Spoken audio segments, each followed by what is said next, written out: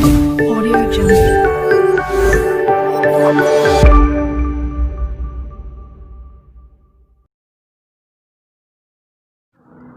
Assalamualaikum warahmatullahi wabarakatuh. Baik, kami dari kelompok 5, mata kuliah materi dan pembelajaran bahasa Arab MTS-MA yang diampu oleh Bapak Ivan Alfian MPD, akan sedikit menjelaskan tentang metode keterampilan bahasa Arab, keterampilan mendengar dan berbicara di MTS dan MA. Baik, selanjutnya para pemateri akan menjelaskan sedikit mengenai materi tersebut. Yang pertama, materi disampaikan oleh Lutfiatul Amalia, yang kedua Elvia Kurniawati, dan yang ketiga Ervin Kurniawan. Baik, para pemateri dipersilahkan. Bismillahirrahmanirrahim.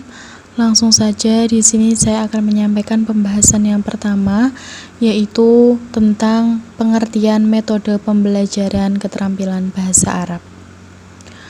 Dalam bahasa Arab, kata metode berasal dari kata toroko yatruku yang berarti jalan atau cara, yang sinonim dengan kata uslub yang berarti jalan, cara, metode, dan juga sistem. Sedangkan secara termologis, metode adalah suatu cara kerja yang sistematis dan umum, seperti cara kerja ilmu pengetahuan. Sebagai salah satu komponen pembelajaran, metode mempunyai peran yang sangat penting dalam kegiatan belajar mengajar. Bahkan dapat dikatakan bahwa dalam kegiatan belajar mengajar, semuanya menggunakan metode.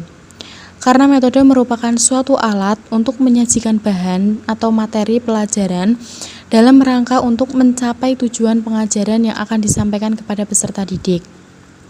Pengertian pembelajaran sendiri merupakan suatu upaya yang disengaja dan direncanakan sedemikian rupa oleh pihak pendidik, sehingga memungkinkan terciptanya suatu suasana dan aktivitas belajar mengajar yang kondusif bagi para peserta didik. Dari berbagai definisi di atas, maka dapat disimpulkan bahwa metode pembelajaran merupakan cara yang sistematis dalam menyampaikan materi kepada siswa guna mencapai tujuan yang diinginkan. Sedangkan keterampilan berbahasa adalah kemampuan menggunakan bahasa sebagai alat komunikasi baik lisan maupun tulis, reseptif maupun produktif yang meliputi keterampilan menyimak yaitu maharoh istima', maharoh kalam, maharoh qiraah, dan juga maharoh kitabah. Keempat keterampilan tersebut merupakan keterampilan bahasa yang saling beruntutan atau berurutan dan juga saling terkait atau terikat. Sekian dari saya. Terima kasih. Terima kasih untuk pemakalah pertama. Materi selanjutnya adalah keterampilan mendengar atau yang biasa kita sebut dengan istima'. Keterampilan menyimak atau mendengar atau istima' ini adalah kemampuan seseorang dalam mencerna atau memahami kata atau kalimat yang diujarkan oleh mitra berbicara atau media tertentu. Sedangkan istima' sendiri yaitu proses menerima sekumpulan fitur bunyi yang terkandung dalam kosakata atau kalimat yang memiliki makna terkait dengan kata sebelumnya dalam sebuah topik tertentu. Istima' ini juga dapat diartikan memahami berbagai nuansa makna ragam teks lisan dengan ragam variasi tujuan, komunikasi, dan konteks. Nah, tujuan dari pembelajaran istima' ini apa? Pengajaran istima' ini yaitu yang pertama, menyimak bahasa Arab tanpa mendalami tata bahasa. Jadinya ini menyimaknya itu tanpa kita harus memahami tata bahasanya dulu, kita langsung mendengarkan. Yang kedua adalah mendengar mufradat atau kosakata dalam kehidupan sehari-hari. Yang ketiga yaitu mengetahui perubahan makna kata sesuai dengan perubahan bentuk kata. Yang keempat, memahami penggunaan bentuk kata atau kita sebut dengan sigot dalam bahasa Arab untuk disusun menjadi kata yang lebih bermakna. Selanjutnya tujuannya yaitu memahami penggunaan mudzakkar muannas, penggunaan kata kerja atau kata keterangan dan lain-lain. Selanjutnya memahami makna-makna yang berhubungan dengan ragam aspek kebudayaan Arab. Untuk yang terakhir, memahami apa yang dimaksudkan pembicara ketika mengungkapkan suatu keadaan. Itu adalah tujuan-tujuan metode pembelajaran istimewa. Selanjutnya yaitu macam-macam metode pembelajaran istimewa. Metode istimewa ini saya paparkan 2 metode saja. Yang pertama adalah metode langsung dan yang kedua adalah metode audiolingual. Nah, ciri-ciri dari metode langsung ini bertujuan mengembangkan kemampuan berpikir siswa dengan menggunakan bahasa Arab, bukan dengan bahasa ibu. Jadi di sini metode langsung ini membiasakan seorang siswa menggunakan bahasa Arab dalam pembelajarannya secara terus-menerus, bukan dengan bahasa yang kita pakai dalam kesehariannya. Kemudian metode ini menggunakan media berbahasa Arab secara langsung.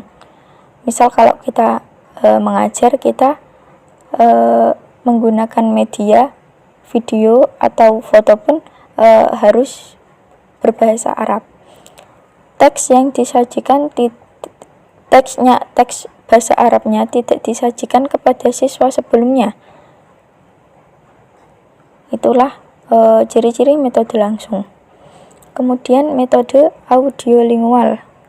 Untuk ciri-ciri metode audiolingual ini, cirinya bertujuan memberi bekal kemampuan bagi pelajar bahasa Arab selain penutur.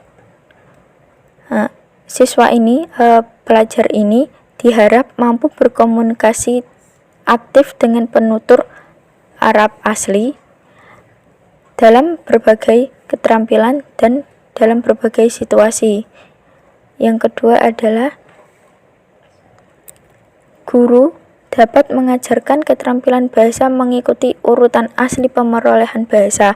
Urutan aslinya yaitu dimulai dari keterampilan mendengar yang kemudian disusul dengan berbicara atau mengucapkan kata-kata, kemudian membaca dan terakhir dapat menuliskannya.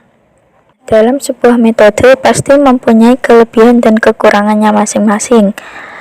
Untuk kelebihan metode langsung ini, kelebihannya ialah membangkitkan semangat para guru bahasa Arab untuk terus menggunakan bahasa Arab sebagai alat komunikasi dengan siswanya agar tercapai tujuan maharoh istimewa. Kemudian metode langsung ini dapat memotivasi siswa untuk senantiasa berpikir tentang bahasa Arab sehingga tidak terjadi pencampuran dengan bahasa ibunya sendiri. Selanjutnya, metode ini memotivasi siswa untuk dapat menyebutkan dan mengerti kata-kata dan kalimat dalam bahasa asing yang diajarkan, apalagi dengan bantuan alat peraga. Yang keempat, memudahkan dapat memudahkan siswa menangkap simbol-simbol bahasa asing dengan kata-kata sederhana. Yang terakhir adalah melatih alat ucap siswa dengan sering mendengar dan mengucapkan kata-kata dan kalimat-kalimat dalam bahasa Arab. Kekurangannya ialah metode ini harus membutuhkan guru-guru yang benar-benar terampil dan fasih dalam berbahasa Arab. Kemudian metode ini memiliki kekurangan membuat siswa lemah dalam kemampuan membacanya karena sering mendengar. Kemudian teknik yang digunakan ini cenderung lebih membosankan daripada teknik-teknik yang lain. Untuk metode ini dapat dipraktekkan pada tingkatan mutawasit dan mutakodim atau yang lebih tinggi daripada mubtadi.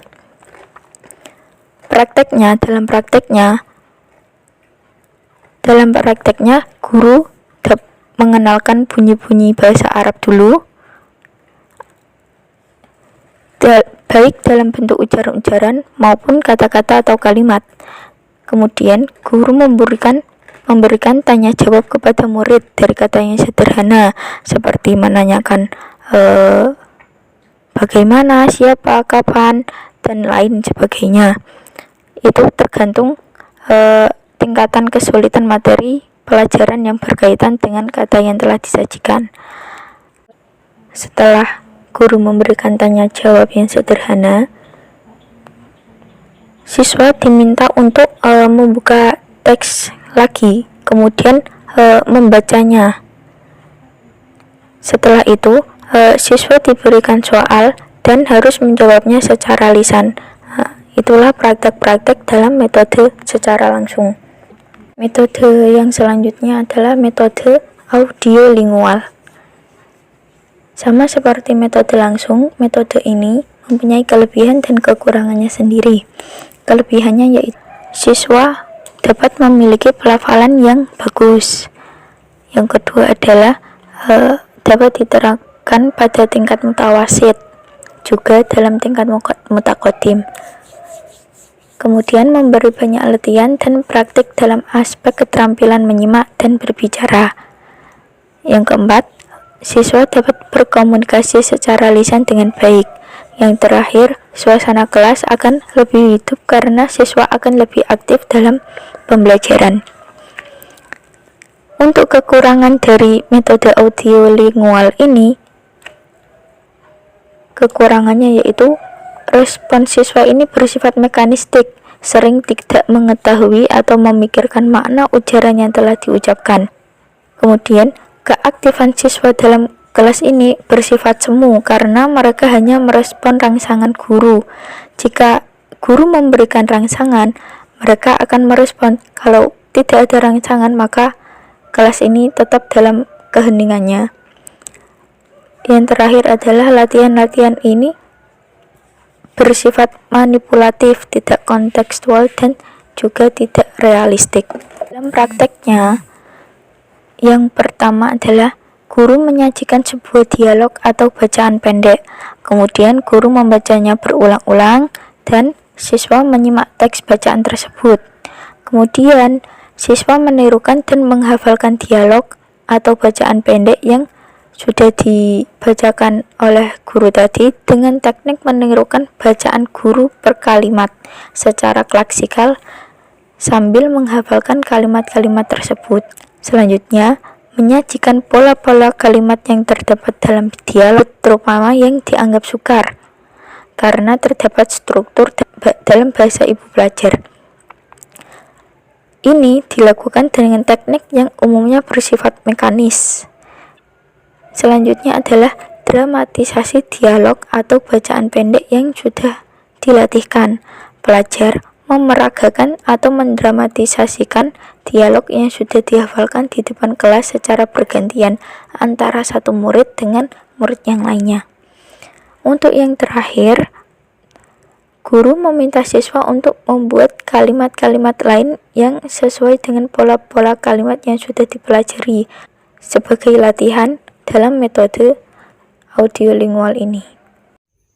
Selanjutnya adalah keterampilan berbicara. Keterampilan berbicara adalah kemampuan mengungkapkan bunyi-bunyi artikulasi atau kata-kata yang mengekspresikan pikiran berupa ide, pendapat, keinginan atau perasaan kepada teman bicara. Dalam makna yang lebih luas, berbicara ini merupakan suatu sistem tanda-tanda yang dapat didengar dan dilihat yang memanfaatkan jumlah otot tubuh manusia untuk menyampaikan pikiran dalam rangka memenuhi kebutuhannya. Pada hakikatnya, keterampilan berbicara merupakan kemahiran menggunakan bahasa yang paling rumit. Yang dimaksud kemahiran berbicara adalah kemahiran mengutarakan sebuah pikiran dan perasaan dengan kata-kata dan kalimat yang benar. Bisa ditinjau dari segi gramatikal bahasa Arabnya, tata bunyi, dan sebagainya seperti nahwu dan sorofnya. Prinsip-prinsip keterampilan berbicara agar pembelajaran kalam bagi non-Arab, maka perlu diperhatikan hal-hal sebagai berikut. Yang pertama, hendaknya guru memiliki kemampuan yang tinggi tentang keterampilan kalamnya. Yang kedua, memulai dengan suara-suara yang serupa antara dua bahasa, yaitu bahasa pembelajar dan bahasa Arab. Yang ketiga, hendaknya pengarang dan pengajar memperhatikan tahapan dalam pengajaran kalamnya, seperti memulai dengan lafal-lafal mudah yang terdiri dari satu kalimat, dua kalimat, dan seterusnya. Yang keempat, memulai dengan kosakata yang mudah. Jangan mengawalinya dengan kata-kata yang sulit, karena itu tidak akan melancarkan dalam kalamnya, maharah kalamnya. Yang kelima, memperbanyak latihan-latihan seperti latihan membedakan pengucapan bunyi, latihan mengungkapkan ide-ide tersebut, agar dalam pengucapan kalamnya lancar, tidak ada kendala apapun. Baik, terima kasih. Sekian dari kelompok kami. Apabila ada kesalahan dalam pemaparan materi tadi, kami mohon maaf yang sebesar-besarnya. Apabila ada kritik, saran, tanya jawab, kita lanjutkan di WA Group. Terima kasih. Wassalamualaikum warahmatullahi wabarakatuh.